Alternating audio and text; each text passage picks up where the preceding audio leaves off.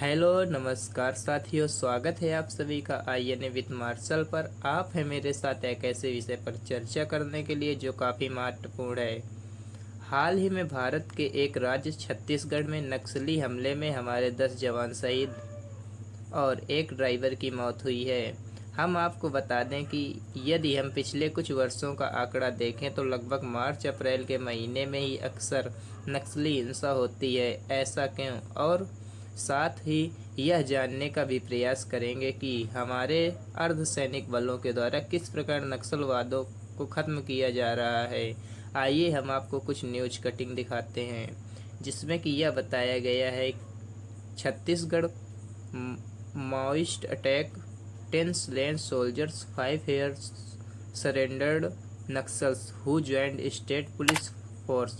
मतलब यह हुआ कि छत्तीसगढ़ में यह जो हमला हुआ उसमें हमारे 10 जवान शहीद हुए और उनमें से 5 वो लोग थे जो पहले नक्सल हुआ करते थे, लेकिन बाद में उन्हें स्टेट पुलिस या फिर डीआरजी में शामिल कर लिया गया। यदि हम कुछ वर्षों का आंकड़ा देखें तो लगभग मार्च अप्रैल में ही नक्सल अटैक हुए हैं।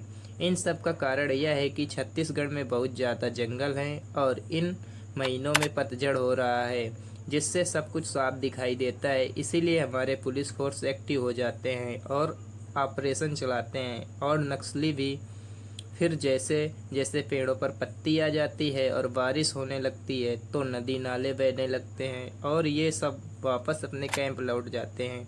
यह हमला छत्तीसगढ़ के दंतेवाड़ा में बुधवार को हुआ। इसमें 10 जवान शहीद हो गए।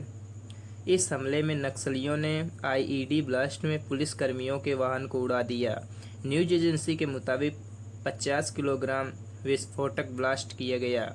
जब किसी सूचना पर 8 लाख का इनामी नक्सली जगदीश को पकड़ने गई थी। इसमें लगभग हमारे 200 जवान गए थे। इस मुठभेड़ के बाद जब ये लौट रहे थे तब उन पर आईईडी का हमला हुआ। ये आपको तस्वीर दिखाई जा रही है कि कितना भारी हमला हुआ था कि गाड़ी के नीचे इतना गड्ढा हो गया और गाड़ी के परखच्चे उड़ गए। यह गाड़ी एक प्राइवेट गाड़ी थी और इसका ड्राइवर भी प्राइवेट ड्राइवर था, मतलब कोई गवर्नमेंट सर्वेंट नहीं था। अब हम यह जानते हैं कि नक्सलवाद क्या है और यह कैसे उत्पन्न हुआ। यदि आप भारत का मैप देखेंगे तो आप देख पाएंगे ये जो छत्तीसगढ़, झारखंड, उड़ीसा, मध्य प्रदेश वाला एरिया है, यहाँ पर पठार है, यानी कि ऐसी जगह जो ऊंची तो हो पर उसमें चोटी ना हो, समतल हो। तो यहाँ जो रहने वाले आदिवासी लोग हैं ये कहते हैं कि इन जंगलों पर हमारा अधिकार है, ये यहाँ पर जो खनिज संसाधन है उन पर भी हमारा अधिकार है। जब हमारे यहाँ बड़ी बड़ी कंपनियाँ आती हैं तो ये लोग विरोध करते हैं। पहले ये लोग ऐसे ही विरोध करते थे, लेकिन विदेशी ताकतों ने इन्हें अब हथियार रखने योग्य बना दिया है। वो लोग अब गोला बारूद से हमला करते हैं। पश्चिम बंगाल के दार्जिलिंग में नक्सलवाड़ी करके नाम का एक स्थान है, वहीं से सबसे पहले हिंसक प्रदर्शन हुए थे, इसीलिए इनको नक्सलवाद कहा जाता है।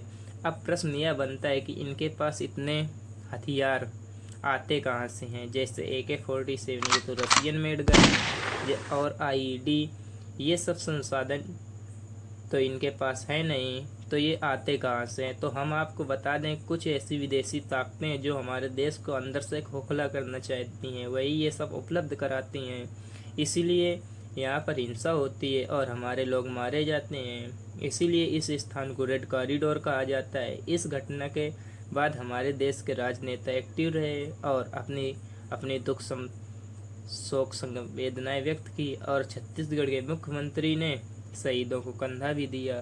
तो धन्यवाद दोस्तों, मिलते हैं अगले वीडियो पर। यदि आप हमारे चैनल पर नए हैं तो चैनल को सब्सक्राइब करें, वीडियो पसंद आए तो वीडियो को लाइक करें और अपने दोस्तों के साथ शेयर करें ताकि यह न्यूज़ अधिक से अधिक लोगों तक पहुंच सके।